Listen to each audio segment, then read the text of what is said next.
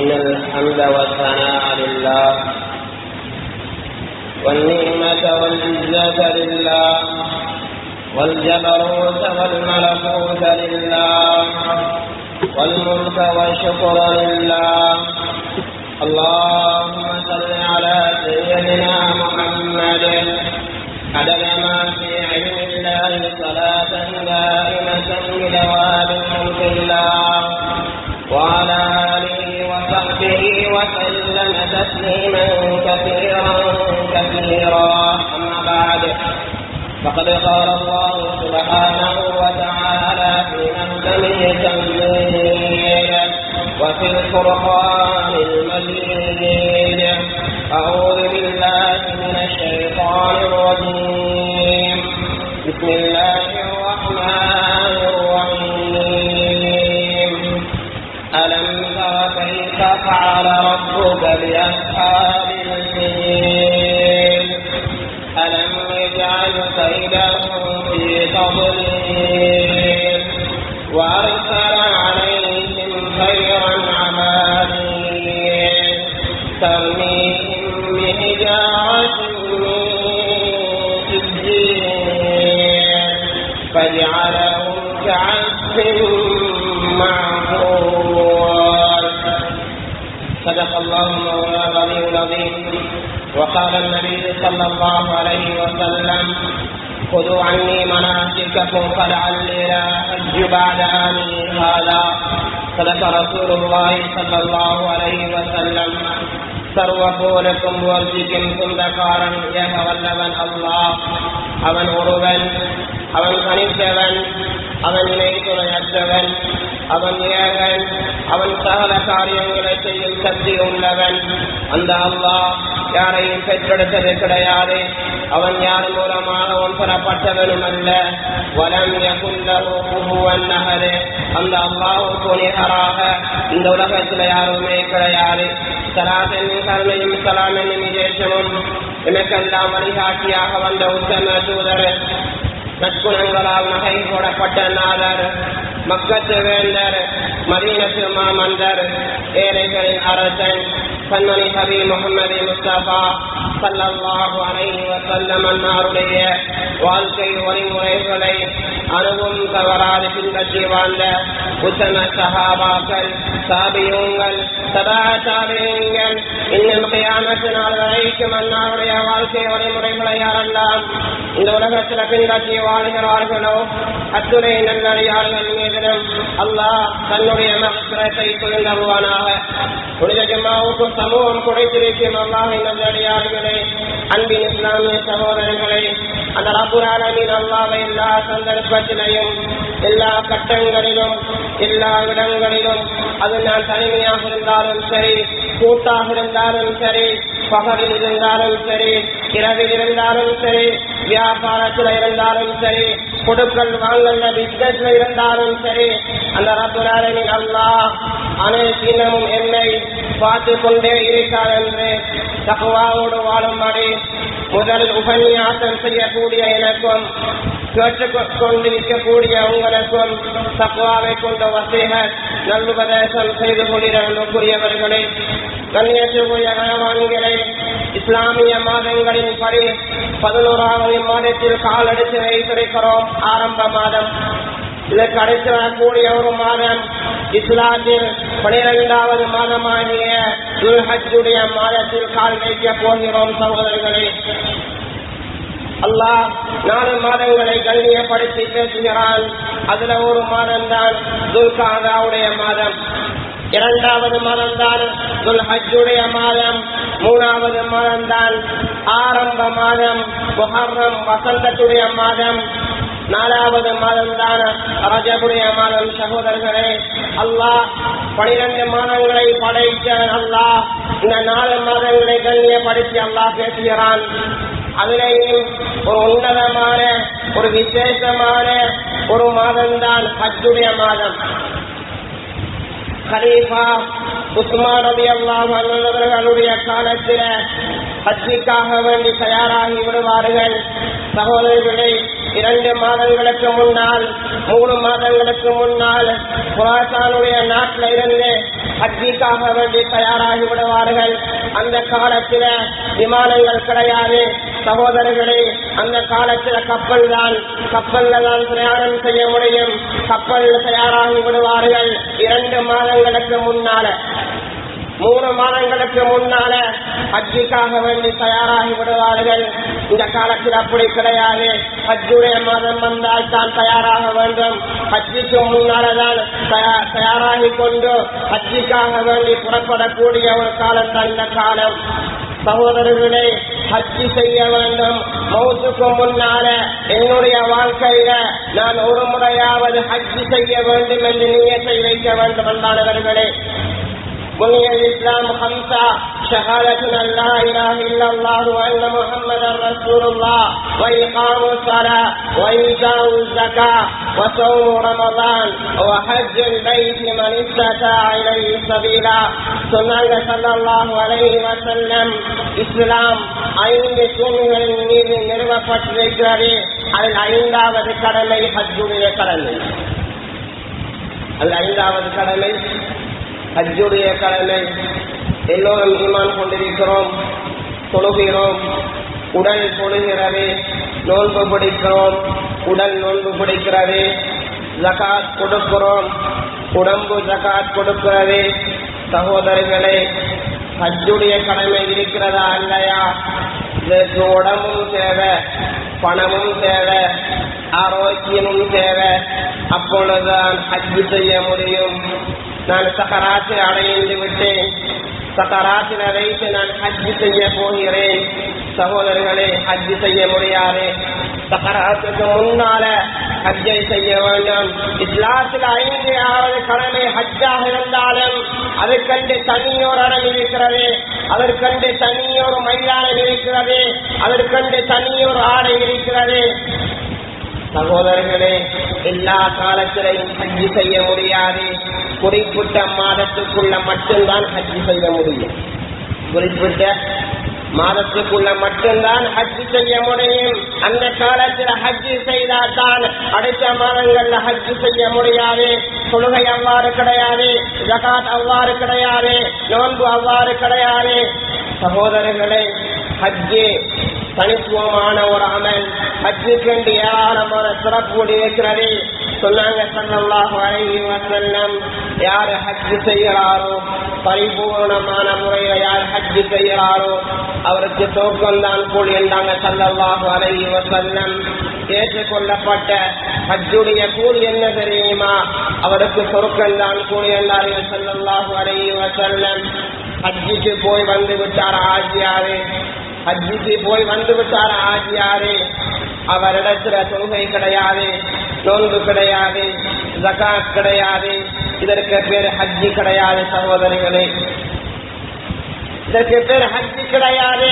ஒரு மனிதர் ஹஜ்ஜுக்கு சென்று விட்டார், ஹஜ்ஜுக்கு போய் வந்து விட்டார், சகராத் வரைக்கும் தொழுகையை விட்டுவிடக் கூடாது. இதுதான் ஹஜ், இதுதான் ஏற்றுக்கொள்ளப்பட்ட ஹஜ். 2வது அடையாளம் என்ன தெரியுமா? சகராத் வரைக்கும் எந்த பெரும் பாவத்தையும் செய்யக்கூடாது, எந்த ஒரு பாவத்தையும் செய்யக்கூடாது. இதுதான் சொர்க்கம். இதற்குரிய கூலி என்ன?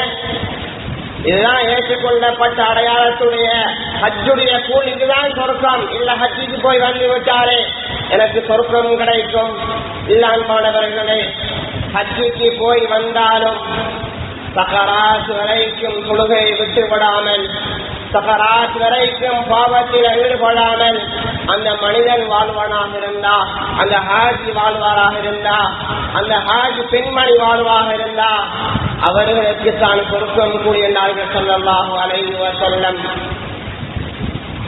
சகோதரர்களே, காபத்துல்லா இருக்கிறதா இல்லையா? மக்கா, காபத்துல்லா, மக்கா, மக்கா, மதீனா, மஸ்ஜிதுல் அக்ஸா, கண்ணியமான 3 இடங்கள் இருக்கிறது. அதுல ஆக கண்ணியம் நிறைந்த ஒரு இடம் தான் காபத்துல்லா.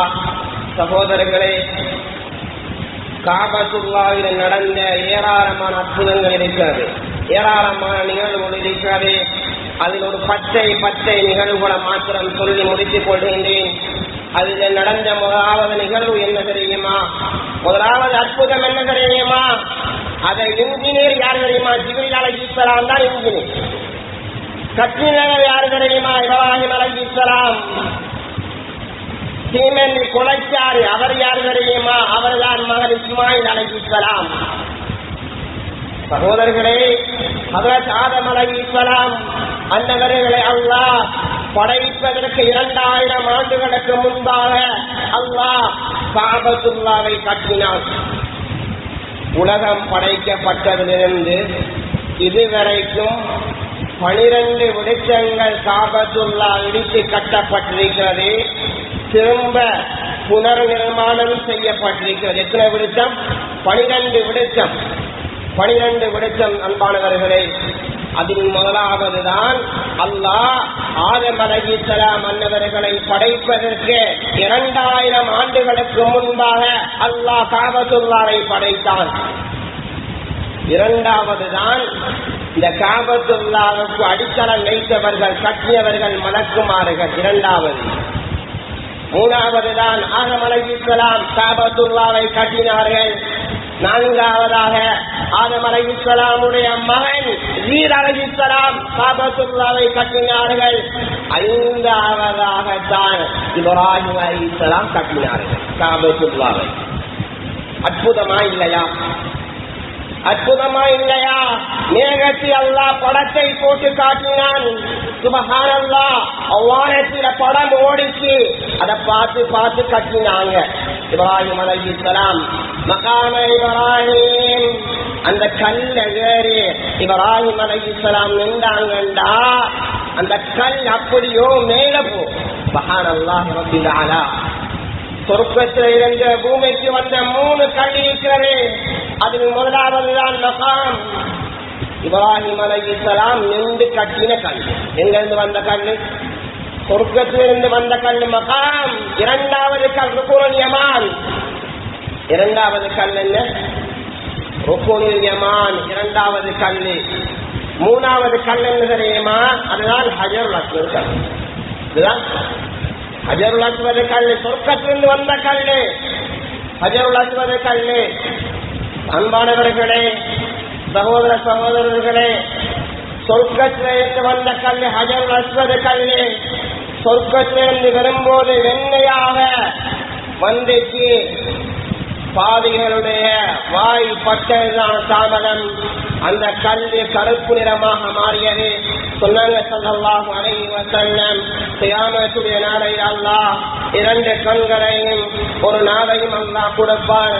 ஹஜருல் அஸ்வத் கல் பேச ஆரம்பிக்கும். சகோதரர்களே, ஹஜருல் அஸ்வத் கல் இருக்கிறதா இல்லையா?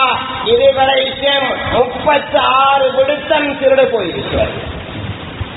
36 விடுத்தம் களவழைத்திருக்கிறார்கள். ஹஜருல் அஸ்வத் கல்லுடைய சிறப்பம்சம் என்ன தெரியுமா? அந்த கல்லை யாரு திருடி கொண்டு போவாரோ அவரையே திரும்ப அந்த கல் கொண்டு வர செய்யும். ஹஜருல் அஸ்வத் கல்லை யாரை திருடி கொண்டு போறாரோ அந்த கல்லை அவர் திரும்ப அதே இடத்துல கொண்டு வரும்படி செய்யுமாம். எவ்வளவு பெரிய ஆச்சரியம்! எவ்வளவு பெரிய ஆச்சரியம் சகோதரர்களே! ஹஜருல் அஸ்வத் கல்லை தண்ணீர போட்டால் கல் மிதக்க ஆரம்பிக்கும்.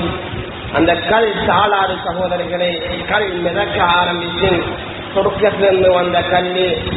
முதலாவது கல் மகாம். இந்த மகாம் இப்ராஹிம் நின்றுதான் இப்ராஹிம் அலைஹிஸ்ஸலாம் காபத்துல்லாவை கட்டினார்கள். சகோதரர்களே, அடுத்தது யார் கட்டினது தெரியுமா? இப்ராஹிம் அலைஹிஸ்ஸலாமுக்கு பின்னால இஸ்மாயில் அலைஹிஸ்ஸலாமும் சேர்ந்துதான் கட்டினார்கள். அதற்கு பின்னால்தான் ஜுரஹும் கோத்திரத்தை சேர்ந்தவர்கள் காபத்துல்லாவை புனர் நிர்மாணம் செய்தார்கள். அதற்கு அடுத்த கட்டமாக அப்துல்லாஹ் பின் ஜுபைர் ரலியல்லாஹு அன்ஹு காபத்துல்லாவை புனர் நிர்மாணம் செய்தார்கள். அதற்கு பின்னால் குறைஷியர்கள் கட்டினார்கள். சகோதரர்களே, ஹஜ்ஜாஜ் இப்னு யூசுப் யாரு? முஸ்லிம்களுக்காக போர் தொடுத்தவன், அநியாயம் செய்தவன். அதே ஹஜ்ஜாஜ் இப்னு யூசுப் சகோதரர்களை புனர் நிர்மாணம் செய்தான் காபத்துல்லாவை. 12 விருட்சம் காபத்துல்லா கட்டி புனர் நிர்மாணம் செய்யப்பட்டிருக்கிறது இதுவரை. இது முதலாவது காபத்துல்லாவில் நடந்த அற்புதம். இரண்டாவது அற்புதம் என்ன தெரியுமா?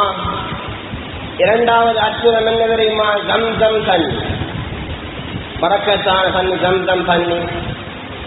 சொன்னாங்க ஸல்லல்லாஹு அலைஹி வஸல்லம், அந்த ஜம்சம் தண்ணிய என்ன நோக்கத்துக்காக வேண்டி குடிக்கப்படுகிறதோ அந்த நோக்கம் நிறைவேற்றப்படும் என்றார்கள் ஸல்லல்லாஹு அலைஹி வஸல்லம்.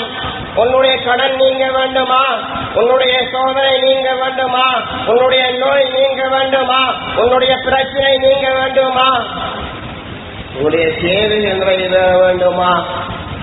அந்த நோக்கத்துக்காக வேண்டி தண்ணியை குடிக்கிறாய், நோக்கம் நிறைவேற்றப்படும் என்றார்கள் ஸல்லல்லாஹு அலைஹி வஸல்லம். சகோதரர்களே, பரக்கத்தான தண்ணி. அந்த காலத்துல டாக்டருமா யாரும் கிடையாது. அந்த காலத்துல இரண்டு விடயத்தை தான் மருந்தாக பாவித்தார்கள். உலமாக்கள் எழுதுறாங்க கிதாபுகள்ல. அதில் முதலாவது என்ன தெரியுமா? அதுதான் ஜம்சம் தண்ணி. அதான் என்ன? ஜம்சம் தண்ணி, பரக்கத்தான தண்ணி. நோய் நீங்க வேண்டுமா? சூரா பாத்திஹாவை ஜம்சம் தண்ணீர ஊதி குடிச்சாங்கண்டா நோய் உடனே கிளியர் ஆகும், நோய் உடனே சரியாகிவிடும். நம்பிக்கை தேவை சகோதரிகளே, நம்பிக்கையோட செய்ய வேண்டும், எதிலையும் சந்தேகப்பட்டுவிடக் கூடாது. ஜம்சம் தண்ணி இரண்டாவதான அற்புதம். மூணாவது அற்புதம் என்ன தெரியுமா? அருமை ஹபீப் ஸல்லல்லாஹு அலைஹி வஸல்லம் மக்காவுல தான் பிறந்தார்கள். ஸல்லல்லாஹு அலைஹி வஸல்லம்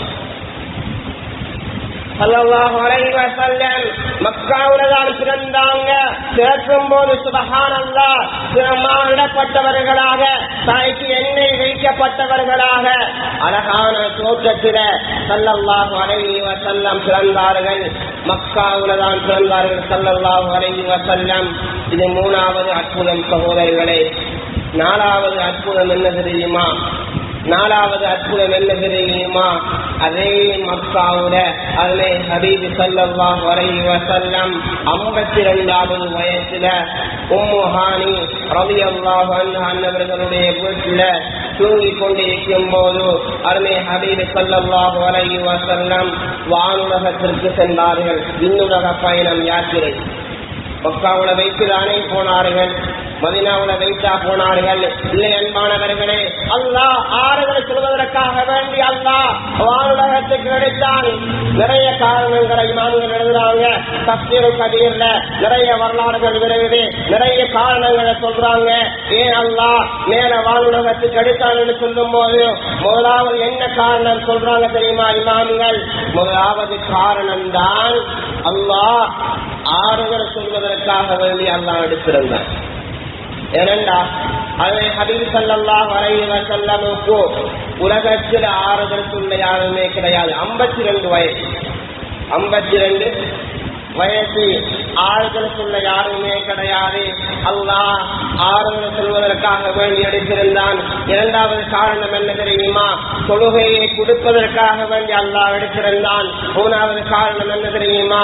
சொர்க்கத்தை நரகத்தை கண்ணால பார்க்க வேண்டும், அதற்காக வேண்டி அல்லாஹ் வானுலகத்துக்கு எடுத்திருந்தான் என்பதாக நிறைய காரணங்கள் எழுதுறாங்க.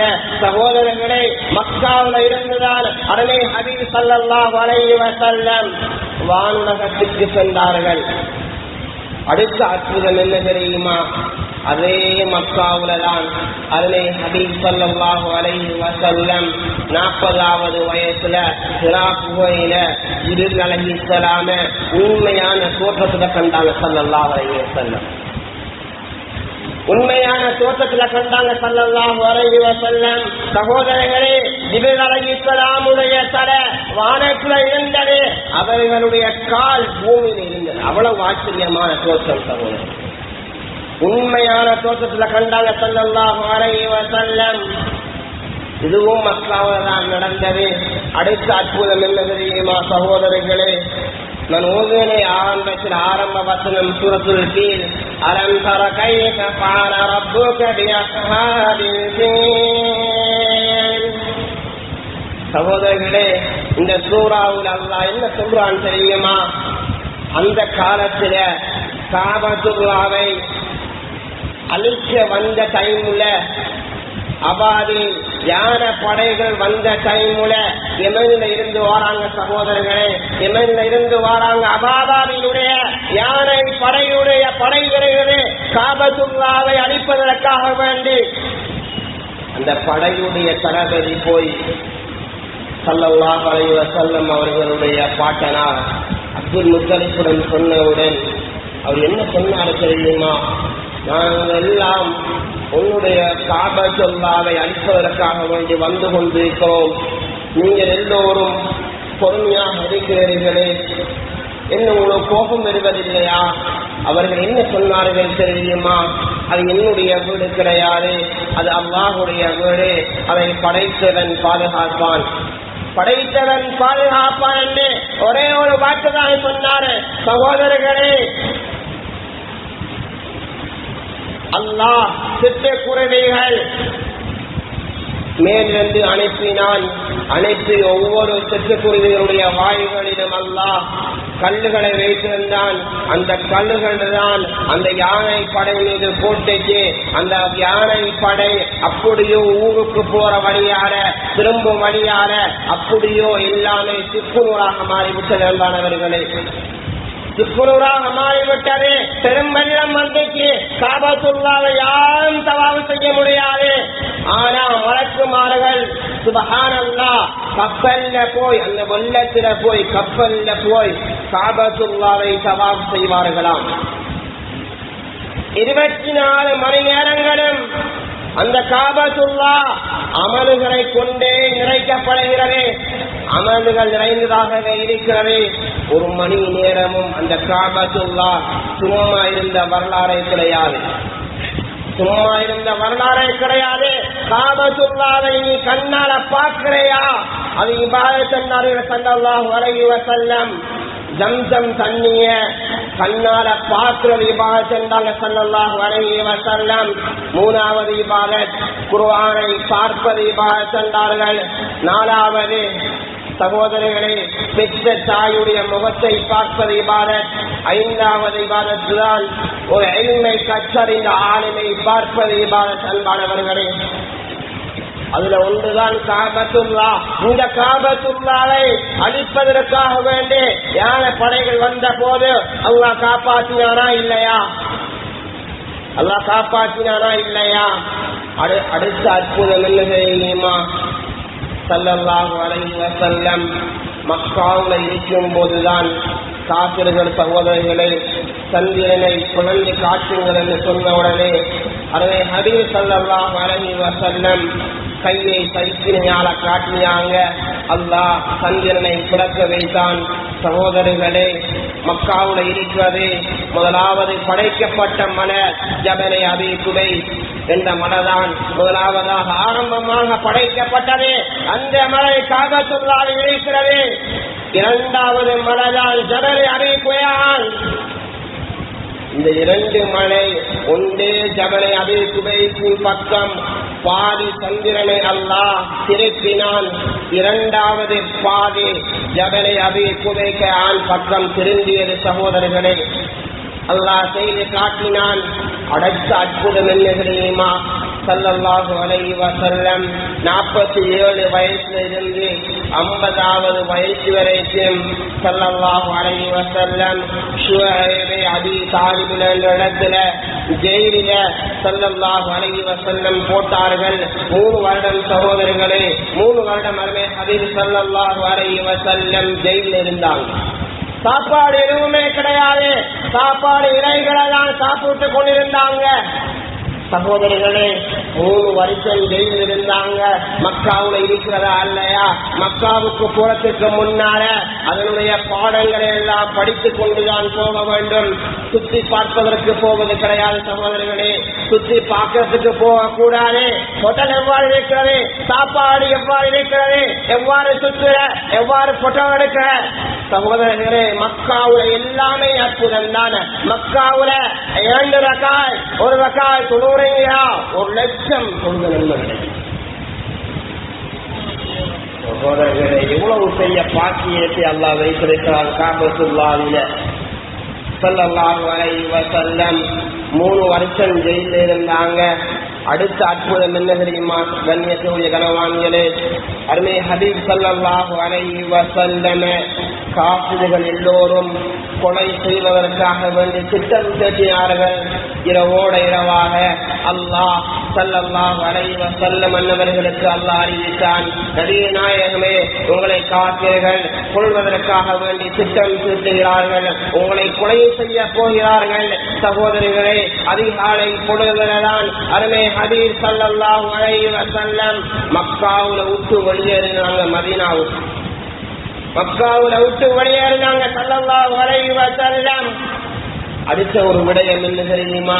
அதே மக்காவுல ஸல்லல்லாஹு அலைஹி வஸல்லம் சுஜூது செய்து கொண்டிருக்கும் போதுதான் ஒட்டகத்துடைய குடல்கள் ஸல்லல்லாஹு அலைஹி வஸல்லம் அவர்களுடைய கழுத்தில கொண்டு வந்து போடப்பட்ட அன்பானவர்களே. அப்துல்லாஹ் இப்னு மஸ்ஊத் ரலியல்லாஹு அன்ஹு அவர்கள், சின்ன பையன் அப்துல்லாஹ் இப்னு மஸ்ஊத் ரலியல்லாஹு அன்ஹு ஓடோடி போனாங்க. ஓடோடி போய் ஸல்லல்லாஹு அலைஹி வஸல்லம் அவர்களுடைய மகளார் ஃபாத்திமா ரலியல்லாஹு தஆலா அன்ஹா அன்னவர்களிடம் போய் சொன்னார்கள், உங்களுடைய வாப்பாவுக்கு இவ்வாறு நடந்திருக்கிறது. ஃபாத்திமா ரலியல்லாஹு வந்தார்கள். கண்ணியத்துக்குரியவர்களே, அப்பொழுதுதான் கழுத்தில் இருந்த ஒட்டகம் கூட குடல்கள் எல்லாம் வெளியால் எடுக்கப்பட்டது. அதே மக்காவுல வைத்துதான் இந்த கொடூரங்கள் எல்லாம் அருமை ஹபீப் ஸல்லல்லாஹு அலைஹி வஸல்லம் அவர்களுக்கு நடந்தது.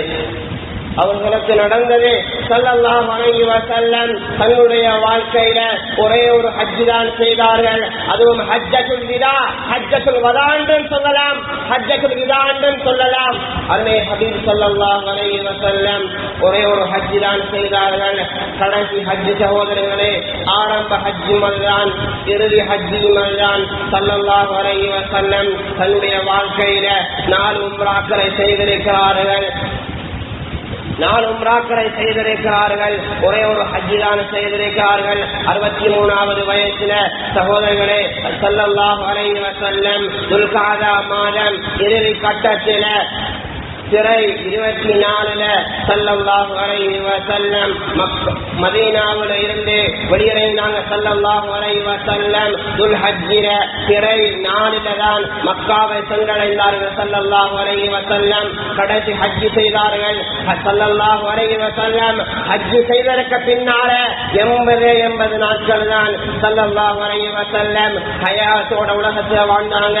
சொன்னாங்க ஸல்லல்லாஹு அலைஹி வஸல்லம், குது அன்னி மனாசிகக்கும் ஃபலஅல்லி லா ஹஜ் பஅத ஆனி ஹாதா.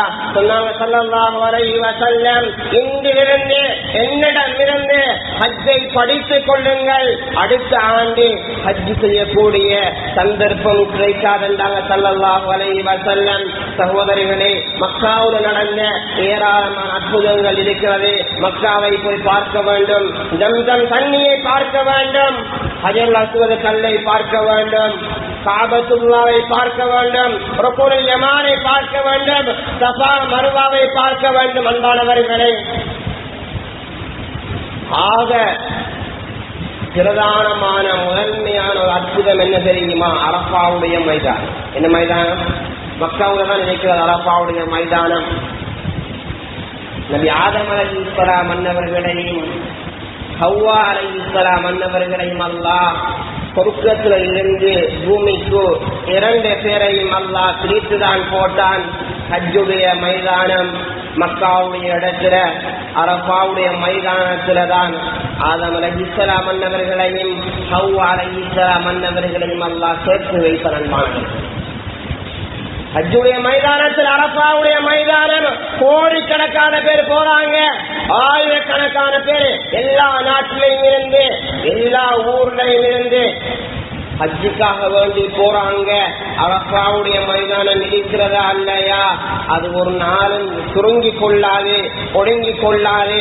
நீ எத்தனை 1000 பேர் போனாலும் அந்த அரஃபாவுடைய மைதானம் அப்படியோ விரிய ஆரம்பிக்கும். அன்பானவர்களே, அரஃபாவுடைய மைதானம் விரிய ஆரம்பிக்கும். அரபு எழுத்துக்கள் மொத்தம் 29 எழுத்துக்கள் இருக்கிறது. அலிஃப் பா தா தா ஜீம் ஹா கா ஜால் ஜால் ரா ஜா சீன் சீன் ஸாத் வால் கா வா ஐன் கைன் ஃபா கா காஃப் லாம் மீம் நூன் வாவ் ஹா ஹம்ஸா யா. அரபு எழுத்துக்கள் மொத்தம் 29 எழுத்துக்கள் இருக்கிறது. இந்த 29 எழுத்துக்களையும் அல்லாஹ் அரபாவுடைய மைதானத்தில் வைத்து அல்லாஹ் ஆதம் அலைஹிஸ்ஸலாம் அன்னவர்களுக்கு அல்லாஹ் கற்றுக் கொடுத்தான். அற்புதமா இல்லையா அரபாவுடைய மைதானம்? அரபாவுடைய மைதானம் அற்புதமா இல்லையா? சொன்னாங்க ஸல்லல்லாஹு அலைஹி வஸல்லம், அல் ஹஜ்ஜு அரஃபா. ஹஜ் என்றாலே அரஃபா தான். ஹஜ் என்றா என்ன? ஹஜ் என்றாலே அரஃபா தான். கண்ணியத்துடைய மேலான கையாளமானவர்களை, ஆயுள்ள ஒரு முறைதான் ஹஜ்ஜி. ஒவ்வொரு வருடமும் செய்ய வேண்டும் என்பது தேவையில்லை, அவசியம் கிடையாது. வசதி உள்ளவர்கள் செய்து கொள்வார்கள். ஆயுளில் ஒரு முறைதான் ஹஜ்ஜு. அந்த செய்த ஒரு ஹஜ்ஜை சஹராத் வரைக்கும் பாதுகாப்பதுதான் முக்கியம். அன்பானவர்களே, அல்லாஹ் காபத்துல்லாவின் நிறைய அற்புதங்களை வைத்திருக்கிறார், நிறைய அத்தாட்சிகளை வைத்திருக்கிறான். ஒவ்வொன்றையும் கண்ணால போய் பாருங்கள். ஒவ்வொன்றையும் அங்க இங்கு சுற்றி தெரியாமல் மௌத்துக்கு முன்னால வாழ்க்கையில் ஒரு முறையாவது அந்த ஹஜ்ஜை கண்ணால பார்க்க வேண்டும் என்று நீயத்தை இறையுங்கள். அல்லாஹ் ஆசையை இறையுங்கள். மௌத்துக்கு முன்னால் அல்லாஹ் அந்த பாக்கியத்தை அல்லாஹ் தந்து மௌத்தாக்குவான். எனக்கு நீயத்தும் கிடையாது, ஆசையும் கிடையாது, ஆர்வமும் கிடையாது, நான் ஹஜ்ஜுக்கு செல்ல மாட்டேன் என்று நீ இருந்தேன்டா அல்லாஹ் அந்த ஹஜ்ஜுடைய பாக்கியத்தை உனக்கு தர மாட்டான். ஆசை இருக்க வேண்டும், நீயத் இருக்க வேண்டும். நீயத் இருந்தால்தான் பணத்தை சம்பாதிக்க முடியும், பணத்தை சேகரிக்க முடியும். அன்பானவர்களே, தன்னுடைய பெண் பிள்ளைகளுக்கு வீடுகளை கட்டுகிறார்கள், பங்களாக்களை அடிக்கிறார்கள், வாகனங்களை வாங்குகிறார்கள், அது வாங்குகிறார்கள், இது வாங்குகிறார்கள், எல்லாமே செய்கிறார்கள் தான். ஆனா ஹஜ்ஜுடைய கடமை என்பது பரலான கடமை. அன்பானவர்களே, ஹஜ்ஜுடைய கடமை என்பது பரலான கடமை. சொன்னாங்க ஸல்லல்லாஹு அலைஹி வஸல்லம், சொத்து செல்வங்கள் இருக்கிறது, பணம் இருக்கிறது, பொருளாதாரம் இருக்கிறது, மௌத்துக்கு முன்னால ஹஜ்ஜி செய்யாம நீ சக்கராத்தை அடைந்து விட்டாயாக இருந்தா சக்கராத்தில நீங்கள் எல்லோரும் அடிவீர்கள் என்றார்கள் ஸல்லல்லாஹு அலைஹி வஸல்லம். நீ தாயியாக இருக்கலாம், ஈமானுடையவனாக இருக்கலாம், தொழுகையாளியாக இருக்கலாம், நோன்பாளியாக இருக்கலாம். சக்கராத்தில 2 கூட்டங்கள் அழுவார்கள். அதில் முதலாவது கூட்டம்தான் வசதி இருந்து யார் ஹஜ் செய்யவில்லையோ சக்கராத்தில் அழுவார்கள். 2வது கூட்டம் யார் தெரியுமா? வசதி இருந்து யார் ஜகாத் கொடுக்கவில்லையோ சக்கராத்தில் அழுவார்கள் என்றார்கள். நம் அனைவரையும் அல்லாஹ் பாதுகாத்தருள்வானாக. மௌத்துக்கு முன்னால அந்த ஹஜ்ஜை செய்து நல்லவர்களாக சீதேவிகளாக உலகத்தில் வாழ்ந்து மரணிப்பதற்கு அந்த ரப்புல் ஆலமீன் அல்லாஹ் நம்ம அனைவருக்கும் சிறையை செய்வானாக. யா அல்லாஹ், மௌத்துக்கு முன்னால உனது ஆலயம் காபத்துல்லாவை கண்ணால பார்ப்பதற்குரிய சந்தர்ப்பத்தை செய்வாயாக. யா அல்லாஹ், யா அல்லாஹ், மௌத்துக்கு முன்னால எங்களுடைய பணங்கள்ல பரக்கத் அபிவிருத்திய தந்து அந்த காபத்துல்லாவை தரிசிக்கக்கூடிய பாக்கியத்தை செய்வாக. யா அல்லாஹ், எங்களை பெற்றெடுத்த சீதேவிகளுடைய பாவத்தை மன்னித்து விடுவாக. யா அல்லாஹ், எங்கள் அனைவரையும் பொருந்திக் கொள்வாக. யா அல்லாஹ், எங்கள் அனைவருடைய பாவத்தை மன்னித்து விடுவாக. யா அல்லாஹ், மௌத்துக்கு முன்னால நல்லவர்களாக வாழ்ந்து சீதேவிகளாக வாழ்ந்து பராத்தை சாப்பிடாமல் உண்மையாளர்களாக வாழ்ந்து நம்பிக்கையாளர்களாக வாழ்ந்து இந்த உலகத்தை விட்டு மரணிக்கக்கூடிய பாக்கியத்தை எங்கள் அனைவருக்கும் நசிபாக்கி விடுவாக. யா அல்லாஹ், சிறிது வாகன விபத்துக்கள் கேவலமான கெட்ட மௌத்தை விட்டும் பாதுகாத்து விடுவாக. யா அல்லாஹ், நல்ல மௌத்தை தருவாக. யா அல்லாஹ், செலவழிக்க முடியாத ஆபத்தான பயங்கரமான நோயை விட்டும் பாதுகாத்து விடுவாக. யா அல்லாஹ், பிரச்சனையை மக்களுக்கு உதவி செய்து விடுவாயாக. யா அல்லாஹ், ராஜா மக்களுக்கு உனது உதவியை உனது ஒத்தாசையை நீ அவர்களுக்கு கொடுத்து விடுவாக. யா அல்லாஹ், அவர்களை கண் கொண்டு பார்த்து விடுவாக. யா அல்லாஹ்,